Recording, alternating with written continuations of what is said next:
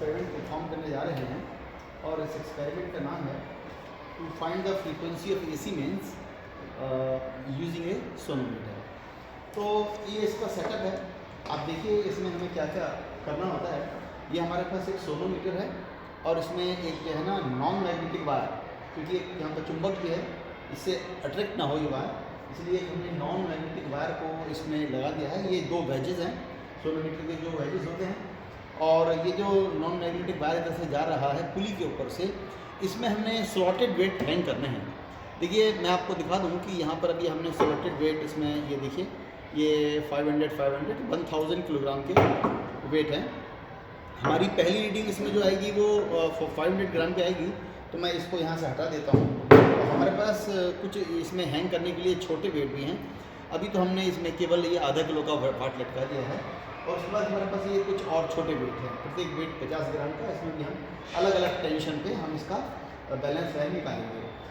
अब देखो बच्चों, ऐसा है कि हमें क्या क्या चाहिए होता है। हमारा एम है to find the frequency of AC means using a sonometer, और इसके लिए apparatus रिक्वायर्ड है। वी नीड ए सोनोमीटर है and with a non magnetic wire as arrange you can see है। देयर आर 2 वेजेस और यहाँ पर एक स्लॉटेड वेट है, और साथ में ये स्टेप डाउन ट्रांसफार्मर है, क्योंकि हम इसे जब इसे अल्टरनेटिंग करंट AC से लगाते हैं तो ये जो है ना AC का स्टेप डाउन कर देता है। ये जैसे 2 वोल्ट, 4 वोल्ट, 6 वोल्ट, और मैंने 4 वोल्ट पर इसको सेट किया हुआ है।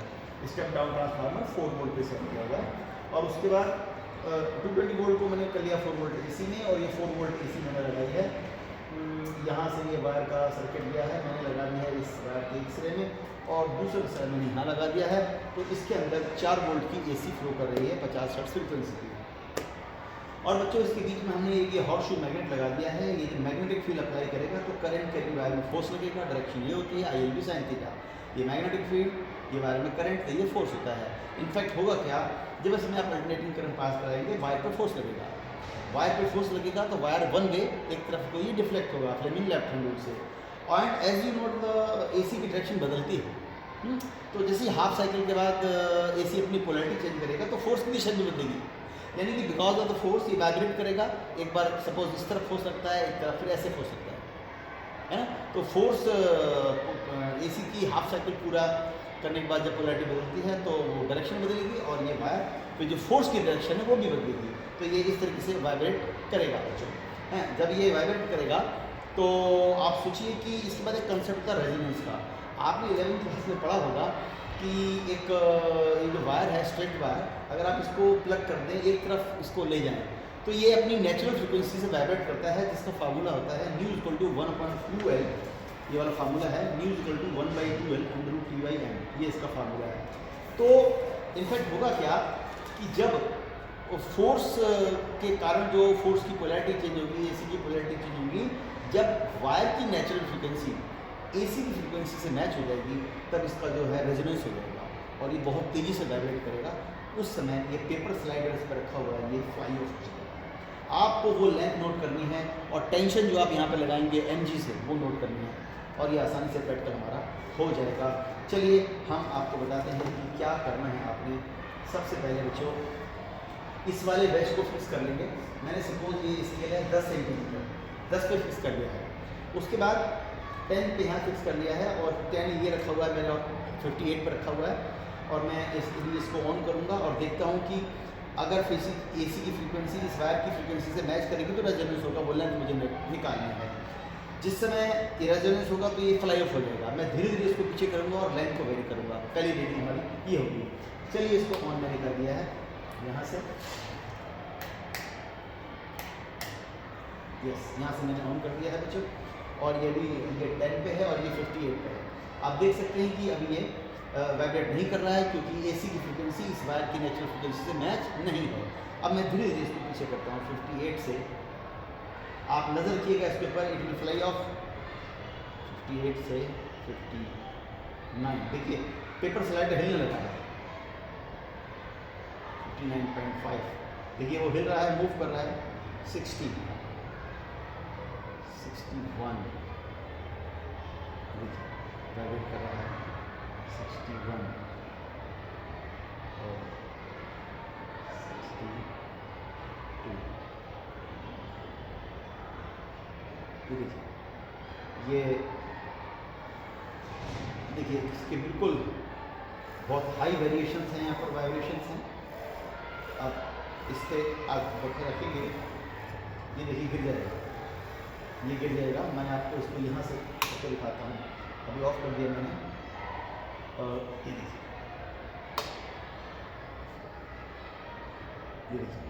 बिल्कुल 5। तो यही लेंथ आपने नोट कर लेनी है बच्चों। ये पहली रीडिंग है हमारी। तो देखिए हमारी ये पहली रीडिंग कैसे आएगा। अभी मैं देख रहा हूँ ये 10 पे है, ये 62 पर है। तो हमारी पहली रीडिंग, अच्छा वेट कितना लटकाया है मैंने यहाँ पर, देखिए ये आधा किलो का वेट हैंग किया है मैंने। तो ये मैं लिखूँगा यहाँ पर, आधा किलो का मतलब 0.5 kg, जी से मल्टीप्लाई करूँगा 0.5 इंटू 9.8, 4.9 न्यूटन हो गया ये। और बैलेंस लेंथ आई है हमारी, यहाँ पर 62 है, यहाँ पर 10 है, 10 माइनस 62 यानी कि 52। ये जो फंडामेंटल फ्रीक्वेंसी की लेंथ आई है वो आई है 52 सेंटीमीटर, यानी कि 0.52 मीटर। अब अपनी लेंथ हो गई है 0.52 और ये टेंशन हो गई 4.9, और जो मास पर यूनिट लेंथ है वायर का बच्चों, वो आपने निकालना पड़ता है। मास पर यूनिट लेंथ इसका कितना है, मैं आपको बता दूं कि इस वायर को मैंने लगाने से पहले वे कर लिया था, और इसका मास per unit length small m जो इस फार्मूले में यूज़ हो रहा है, टोटल मास अपॉन वायर की टोटल लेंथ जो है 1 मीटर है। मास है 1.7 इंटू 10 की पावर -3 kg डिवाइड बाई 1। तो इसका स्मॉल m हो गया है 1.7 10 की पावर -3 और किलोग्राम पर मीटर। ये छोटा m है। अब बच्चों ये फ्रीक्वेंसी का फार्मूला मैं जो है ये वाला लगाऊंगा, न्यू बराबर 1/2L अंडर रूट T/m। और ऐसा करने के बाद मेरी जो फ्रीक्वेंसी यहाँ पर निकल के आई है, मैं देख रहा हूँ लगभग 50.6 हर्ट्ज आई है। और नेचुरल फ्रीक्वेंसी होती है 50, मेरी निकली 51.6।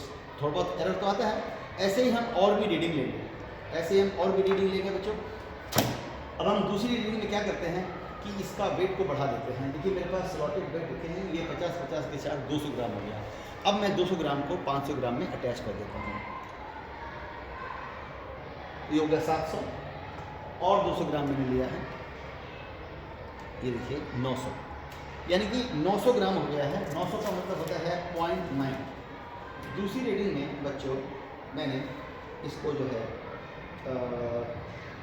0.9 मैंने जब पहले से कुछ कैलकुलेट करके रखा था, थोड़ी टाइम मेरा बच जाए। 0.9 पे ये 8.82 आया। 0.9 को मैंने जी से मल्टीप्लाई किया तो 8.82 न्यूटन आ गया है। अब मैं देखता हूँ कि कितनी लेंथ पर हमारा रेजोनेंस आता है। तो देखिए इस बार पेपर स्लाइडर, आप देखिए मैं आपको बता दूं कि जैसे जैसे आप वेट बढ़ाते चले जाते हैं, वैसे वैसे ये जो रेजोनेटिंग लेंथ है, ये फंडामेंटल फ्रीक्वेंसी की बढ़ती चली जाती है बच्चों।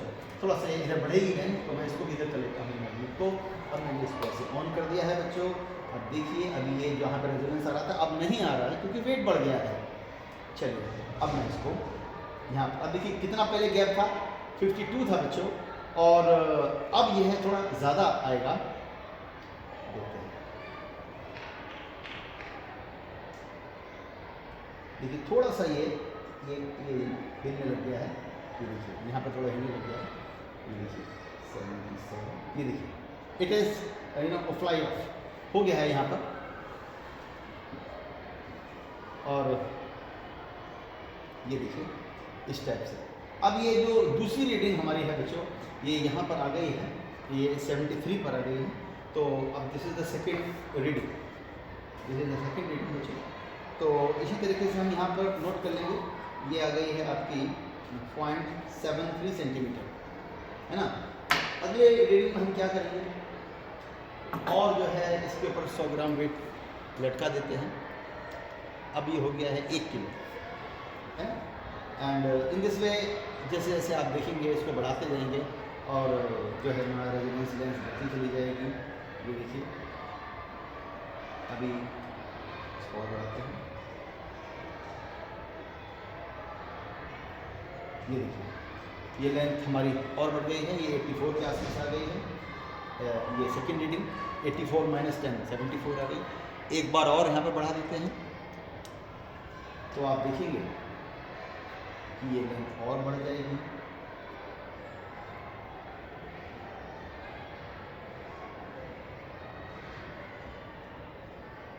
ये देखिए, है ना, ऐसे एक रीडिंग। और आप कर सकते हैं, दिखाई दे रहा है कितनी तेज वाइब्रेट कर रहा है, रेजोनेंस। एक और लगा देते हैं तो आप देखेंगे कि ये और ज़्यादा वाइब्रेट करने लग जाएगा।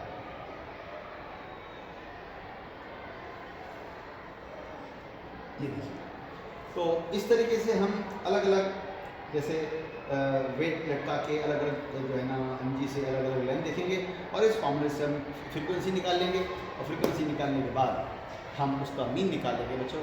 जैसे कि मेरे पास एक ऑब्जर्वेशन टेबल है, आप देख सकते हैं कि यहाँ पर अलग अलग सिचुएशन में अलग अलग फ्रिक्वेंसी आई है, 51 हर्ट्ज, 49, 50, 51, 51.529। इसका मीन निकालेंगे, ये हमारा आंसर आ गया 50.68 हर्ट्ज।